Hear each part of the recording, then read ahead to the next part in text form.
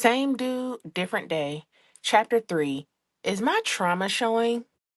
After 9 hours of driving, I finally made it to the A. Sitting in the car for several hours was lonely, so hearing a few familiar voices along the way significantly helped reduce that feeling. When I wasn't on the phone with my loved ones, I had my music blasting. Some type of noise was surrounding me during the whole trip. The slightest bit of silence would have allowed me to ponder my life's choices, which is something that I had been avoiding. The fear that I could have possibly made the wrong decision had been haunting me. Turning around and driving back home would have been a strong possibility if I would have allowed the silence to settle in for too long. The noise protected me from doubting myself, which is something that I did all too often. Luckily, I was only a few exits away when the volume of my thoughts began to increase. But there was no turning back now because I was almost there. I was so grateful to finally make it to Atlanta. I jumped out of the car and I ran to meet Jada. She had food and wine ready for us, which is something that I could really get used to. We hadn't seen each other in years, so there was so much that we needed to catch up on. We talked about everything. Everything except for what I really needed to vent about. She knew that I was avoiding the subject and she didn't force me to talk about it. That's what I loved about her. Her just being there made everything better because I was no longer alone. Note to self, don't be a repeat offender. While Jada and I were finishing off the bottle of wine, Courtney texted me asking if I made it to his city safely. Courtney and I met at a wedding in Atlanta about a year ago before I relocated. He had been staring at me all night, but never made a move until the very last minute. He cornered me at the coat valet and asked if he can walk me to my car. And he was diligent in his pursuit of me, but all that flirting and carrying on ended as soon as I met Xavier. Courtney tried to keep in touch while I was in a relationship using that cliche tagline that we could just be friends, but I wasn't falling for it this time. Determined not to get caught up in emotional cheating again, I didn't entertain any of his advances. His number was saved in my phone for a rainy day, though. It came in handy too, especially since Hurricane Xavier had came through and destroyed life as I had known it. A bunch of Courtney's photos had caught my attention the weeks leading up to my move, so I hit him up and asked if he'd be willing to show me around town once I arrived. Truthfully, I couldn't care less about seeing those sights. I was more interested in taking a tour of his bedroom. Although Tobias and I didn't spend a significant amount of time together, he did teach me a few things, and I was eager to share my new talents with Courtney. Somehow, sex had become my best friend. Sex loved me and the feeling was mutual. Sex knew all of my secrets and only shared them with those who I deemed worthy. Of course, she would also get me into trouble from time to time, but how could I stay mad at her? My value and self-esteem were wrapped in her essence. She provided me with a level of satisfaction that I was unable to maintain without her. That satisfaction was sure to come with a price, though, so I had to be careful. Courtney had just got out of a serious relationship, and I didn't want to take advantage of his vulnerability. Plus, I had already experienced being a backup plan once before, and I didn't want to end up in that position again. We were both on the rebound, so any connection that we made would be sure to lead to multiple headaches. Those were problems that I did not want or need in my life. But I'd be lying if I say I wasn't curious about his lovemaking skills. Some of our conversations were pretty sexually explicit, and I wanted to know if he was all talk.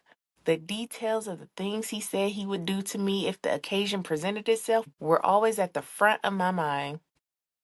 Note to self, ditch the deja vu. Courtney's post-breakup situation reminded me of this dude that I used to talk to. He had just broken up with his girlfriend of 2 years and told me that he wasn't interested in a real relationship with me. Talking about he just want a sample. At first, I was kind of offended. Why didn't he want to be in a relationship with me? Did he think that I could not compare to his ex? But then I remembered the last time I tried to force a relationship on a man, so I decided to stay in my lane. Our interactions would be purely physical, and I had to be okay with that. Well, after about a month or two of us hooking up, he started catching feelings, as they normally do. Instead of just coming over for sex, he began taking me on dates and wanting to have real conversations and asking me about my interests and, trying to spend a night and all that stuff. I'm like, bruh, what are you doing? A normal girl would have appreciated that, but it's clearly been established that I'm not normal. In the beginning, I played along, but after he released prematurely during one of our encounters, I had to get rid of him. To add insult to injury, he tried to make me eat cereal instead of going over my male best friend's house for brunch one day. In what world would his stale cornflakes ever be better than my homeboy's blueberry pancakes? He had lost his mind, and that was the last straw. His 1 minute performance and his jealousy were acts of terrorism. He had to go. Trying to avoid the same scenario from playing out with Courtney, I ignored him for as long as I could, but he was so persistent. He had waited months for me to move, and now that I was finally there, he wasn't going to give up. Courtney eventually wore me down and I allowed him to come see me. Temptation showed up unannounced about an hour before he was scheduled to arrive, so I pleasured myself to take the edge off. My roommate was sound asleep in her bedroom, so there was nothing but space and opportunity for Courtney and me to become better acquainted. At first, we sat on opposite ends of the couch, kind of flirting and joking around with each other. Later on, we moved from our respective ends and met in the middle for the world's most intense makeout session. My lady parts were pulsating. I was so thankful that I had gotten off before he got there because I might have been in trouble if I hadn't. My lips were trapped from their constant intertwining with his. I rubbed my fingers through his locks and pressed myself up against his muscular body. We managed to break free from each other's spell long enough for me to put myself in timeout and tell him that I was ready to go to bed. Luckily, he was a gentleman that night and didn't take me saying that as an invitation for him to join me. He managed to behave himself that time, but I had a feeling he wasn't going to let me get away that easily ever again. Note to self: avoid attractions to distractions. Courtney was a beautiful yet unwelcome distraction. I couldn't give him too much of my time because finding a job was my number one priority. I started applying for jobs weeks in advance before moving to ATL, but I hadn't landed a position yet. I got my hopes up for multiple positions, but unfortunately I kept coming up short. At one point, I even received a rejection letter from a fast food joint. How does that even happen? I mean, seriously, fast food was supposed to be the go-to job when you're searching for employment. Now, I understand I applied for the corporate office, and corporate offices hold individuals to higher standards, but I never imagined getting denied by an establishment that had a drive-through. What kind of stuff was that? If you look up the word defeated in the dictionary, you find a picture of me sitting on a pile of rejected applications eating french fries. The gig was a necessity, but my job searches significantly decreased after multiple rejection letters. My inability to find a job made me feel unqualified and insecure. Those emotions were all too familiar. I spent most of the days trying to fill the voids in my spirit instead of filling out applications. One reason I had a hard time searching for employment opportunities was I didn't really know what I wanted to do. I ventured out on a few different projects, but nothing stuck with me. A few years back, I tried to join the fashion industry by starting my own shoe line. But after being scammed and constantly struggling to find a reliable supplier, I lost all hope. They say that the dream is free, but that hustle is sold separately. I didn't have enough coins or confidence to purchase the hustle, and unfortunately, life didn't have afterpay. Instead of trying to keep my dreams alive, I tried to keep up with the Joneses and fit into their cookie cutter image that my new city encouraged. Atlanta, better known as Black Hollywood, was full of clones. Many of the women seemed to look alike, and I was an outlier. I woke up every day and put on a full face of makeup and curled my hair to perfection. But no matter how put together I thought I was, I still felt like my weave would never be long enough and my booty would never be plump enough to receive their stamp of approval. I constantly felt like I was failing, so I would suppress my sorrows with shots of liquor. Then I would chase it with dangerous connections with unhealthy people, like Courtney. Originally, I vowed to stay away from him, but I became fonder of him as each day passed. The physical interaction was still placed on hold, though, because I didn't want to repeat my previous fate. But the more we progressed, the harder it became for me to keep my hands off him. Courtney grew on me. I enjoyed his company, but more importantly, I enjoyed the security. He understood and accepted me, so I felt like he would always be available. There were a couple of days where I was just willing to risk it all with this man. Throwing all caution to the wind would have been dangerous, but I felt like he might have been worth it. Then I remember that we were both broken. If we would have tried to find our wholeness in one another, we both end up in a far more broken state than we already were. The best decision would be for us to just remain friends. Besides, if I spend a significant amount of energy on him, he'd just be another obstacle distracting me from my purpose.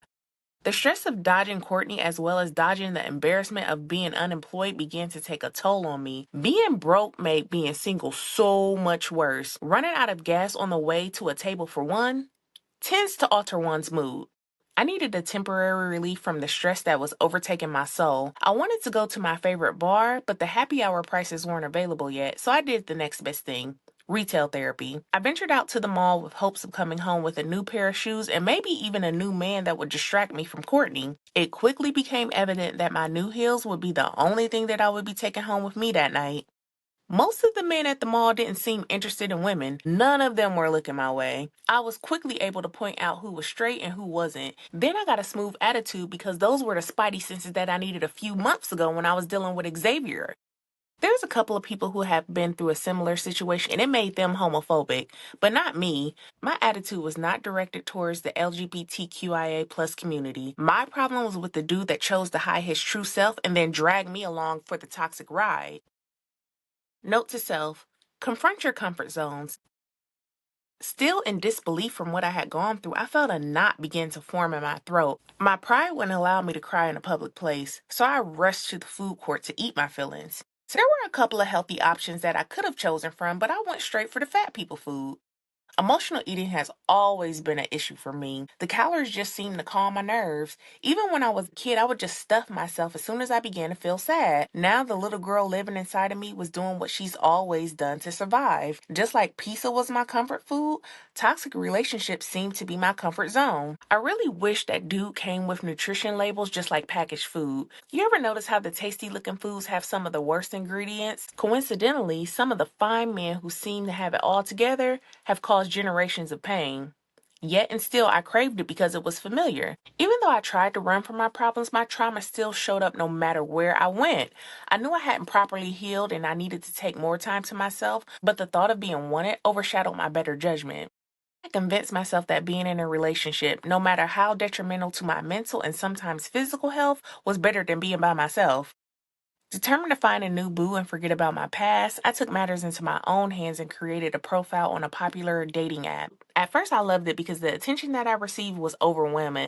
All the likes and heart eye emojis really have you feeling yourself. But then by the end of the chat, you can tell that the men were only after one thing. And once they got that one thing, they would bounce to the next chick and take a piece of my self respect with them. I wanted them to at least pretend as if they were serious about getting to know me, but they were uninterested in all of the extra work. I should have been grateful that I was introduced to their true intentions instead of their representatives like I had been in the past, but I wasn't because I still felt empty. I felt defeated and depression slowly started to settle in. Courtney could tell that I had been distant, so he hit me up and asked if we could spend some more time together. He had successfully been shipped to the friend zone, but he was doing everything in his power to make sure that wasn't his permanent residence. Jada had already invited me to a house party, so I had yet another excuse to decline his advances. I did kind of miss him though, so I allowed him to stop by before we went to the party. He made sure to shoot his shot every time he was around me. He whispered a bunch of reasons in my ear why I should spend the night with him. They were all very tempting, but I had already promised Jada that I would hang out with her, and I didn't want to be one of those friends who didn't keep their word. So with a quick hug and a kiss, I sent him on his way. Note to self, observe how he interacts with other women. Once my distraction had left the premises, Jada and I hopped in her car and rode out. Her friend Bryce lived really close, so he carpooled with us to the party. There was only one word to describe Bryce: yum. When I tell you this man had light hazel eyes and the complexion to match, ooh, his cologne was doing everything that it needed to do. I could not take my eyes off of this man. After a few minutes of us being together, I could tell that there was a mutual attraction. Jada stayed in the living room while I followed him to his bedroom because I wanted to watch him finish getting dressed. He had on a wife beater, but he took it off so that I can see that six pack. If he had decided to go to that party with no shirt on, I wouldn't have been mad at him. I sat on the edge of the bed and I contemplated whether or not I should send Jada that little text like, all right, sis, go ahead without me because I got some stuff I need to do here. But as soon as I picked up the phone, my mom sent me something God related and completely killed the mood. God always snitches on me to her, so she must have known I was up to no good.